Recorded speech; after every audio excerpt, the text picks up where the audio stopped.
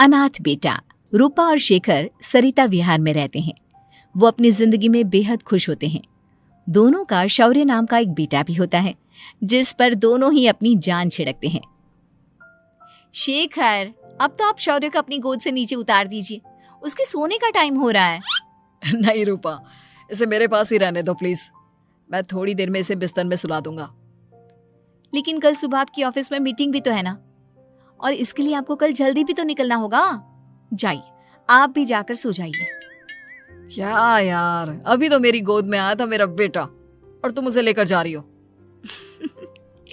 बाद में कर लेना अपने बेटे से प्यार, अभी जाकर सो जाइए। रूपा शेखर से शौर्य को ले रही होती है कि तभी शौर्य रोने लगता है। शौर्य को रोता देखकर रूपा उसे फिर से शेखर को थमा देती है। आपका बेटा ना एक नंबर का नौटंकी है, बिल्कुल आप पर गया है वो। साफ बोलो ना, तुम्हें जलन होती है हम दोनों बाप बेटे का प्यार देखकर। पहले बड़ा तो होने दो तुम शौर्य को, फिर देखना वो सबसे ज्यादा मुझे ही प्यार करेगा। देखते हैं। ऐसे ही दिन बीतते चले जाते हैं और एक दिन कैंसर की बीमारी के चलते रूपा की मौत हो जाती है। अब शौर्य 3 साल का हो चुका होता है, जिसके कारण उसकी दादी शेखर पर दूसरी शादी का दबाव बनाने लगती है। शेखर, शौर्य अभी बहुत छोटा है और उसे इस समय एक माँ के प्यार की बहुत जरूरत है। माँ, मुझे दूसरी शादी नहीं करनी। क्या पता जो दूसरी औरत आएगी वो मेरे बेटे को एक माँ का प्यार दे या ना दे। तो रूपा की छोटी बहन वैशाली से ही शादी क्यों नहीं कर लेता? वो तो शौर्य को एक माँ का प्यार पूरा दे सकती है ना। मैंने कहा ना माँ, मुझे दूसरी शादी नहीं करनी, और अपनी ही पत्नी की बहन से तो हरगिज नहीं।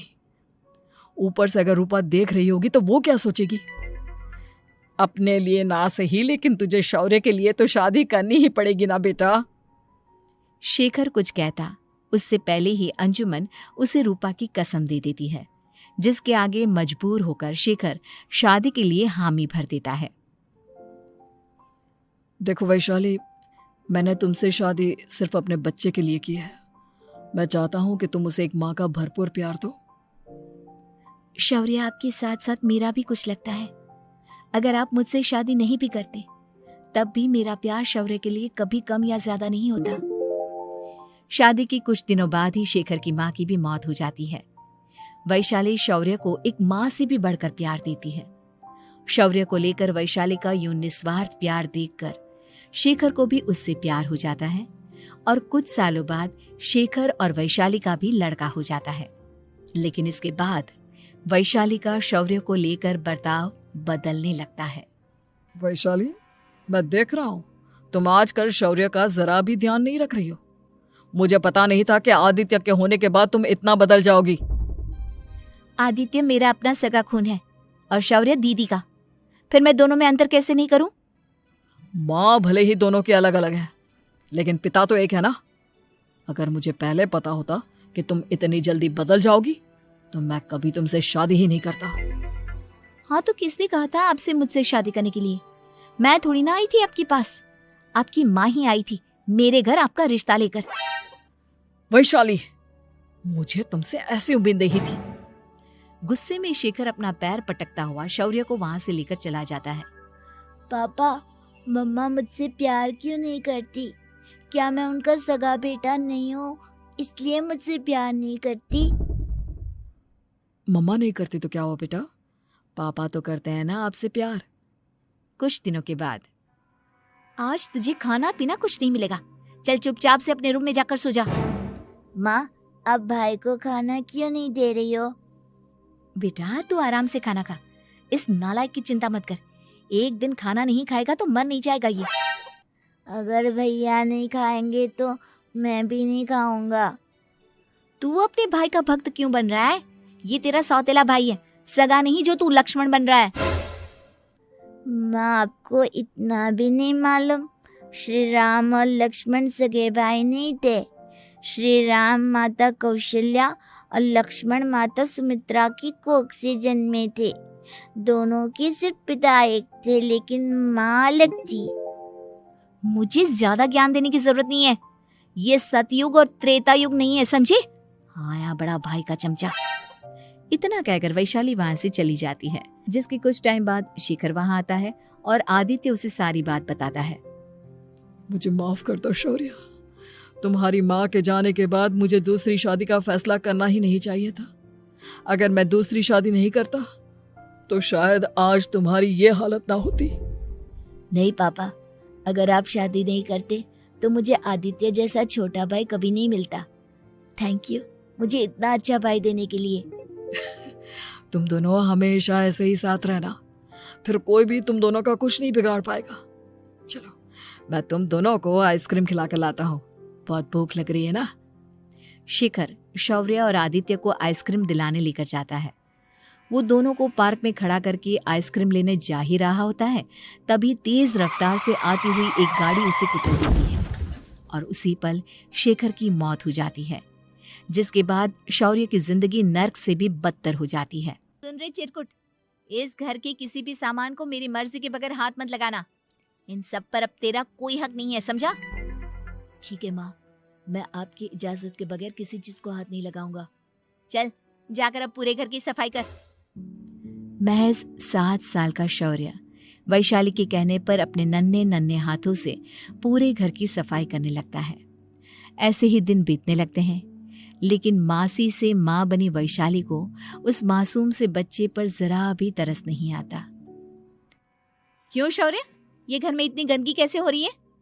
ढंग से सफाई नहीं की है क्या तूने? माँ मैंने तो अच्छे से सफाई की थी, लेकिन आदित्य बार बार इधर उधर चलकर गंदा कर देता है। अच्छा, खुद से एक काम ढंग से नहीं होता और अपनी गलतियों का जिम्मेदार मेरे बेटे को ठहराता है। इतना कहकर वैशाली बांस का डंडा उठाकर शौर्य को जोर जोर से मारने लगती है। तभी वहां वैशाली के मायके वाले भी आ जाते हैं और उसकी सारी करतूतें देख लेते हैं। माँ मैं ऐसा क्या करूं जिससे आप मुझे भी आदित्य के जितना प्यार करोगी? बोलिए ना माँ, मेरे क्या करने से आपके अंदर मेरे लिए ममता जागेगी? वैशाली शौर्य की एक नहीं सुनती, उसके ऊपर डंडे बरसाती जाती है। हद पार होते देख वैशाली की माँ उसका हाथ पकड़ती है और जोर से उसे थप्पड़ मारती है। यही सब करने के लिए तूने दामाद जी से शादी की थी? हमने सपने में भी तुझसे ऐसी हरकत की उम्मीद नहीं की थी। तू माँ नहीं, माँ के नाम पर एक धब्बा है। बस कीजिए माँ, आदित्य के इस दुनिया में आने से पहले मैंने इसे बहुत प्यार किया था, लेकिन अब जब मेरी खुद की औलाद है तो मैं किसी और के बच्चे से प्यार क्यों करूं? अरे नालायक औरत, जिसे तू किसी और का बच्चा कह रही है वो तेरी खुद की सगी बहन का बच्चा है। बहन है तो क्या हुआ, मेरे अपने बच्चे से बढ़कर तो नहीं हो सकता ना ये कभी। अगर यही बात थी तो तू हमें पहले बता देती, हम शौर्य को अपने साथ ले जाते। उसे इस तरह प्रताड़ित करने की क्या जरूरत थी? अगर आपको लेकर जाना है ना तो ले जाइए इसे, मैं नहीं रोकूंगी। नहीं माँ, मुझे कहीं नहीं जाना, मुझे आपके साथ ही रहना है। मैं तेरी कोई माँ बाबा नहीं हूँ, तेरी माँ मर चुकी है, समझा? अब निकल जा मेरे घर से। माँ अब बहुत गंदी हो, मुझे भी नहीं रहना आपके साथ, मैं भी भाई के साथ ही जाऊंगा। अरे तू क्यों जाएगा, तू तो मेरा सगा बेटा है, जाने दे इसे। हम यहाँ ऐश से रहेंगे, तुम्हारे पापा बहुत सारी जमीन जायदाद छोड़ गए हैं तुम्हारे लिए। नहीं माँ, मुझे भाई के साथ जाना है। आप अच्छी नहीं हो, आप बहुत बुरी हो, आप भाई को बहुत परेशान करती हो। देख वैशाली, तुझसे ज्यादा समझ तो इस मासूम बच्चे में है। ये तेरे बुरे कर्मों का ही नतीजा है जो आज तेरी सगी औलाद खुद से तुझे ठुकरा रही है। आदित्य, तुझे इस शौर्य ने भड़काया है ना मेरे खिलाफ? नहीं माँ, मुझे किसी ने भड़काया नहीं, पर मैं सब देखता हूँ, सब समझता हूँ। भाई बहुत अच्छा है, वो आपकी जैसा नहीं है। चलिए नानी। इतना कहकर वैशाली के मायके वाले आदित्य और शौर्य को अपने साथ ले जाते हैं और इस तरह वैशाली बड़े से घर में अकेली पड़ जाती है। 2 बेटों के होते हुए भी आज उसे माँ कहकर बुलाने वाला कोई नहीं होता।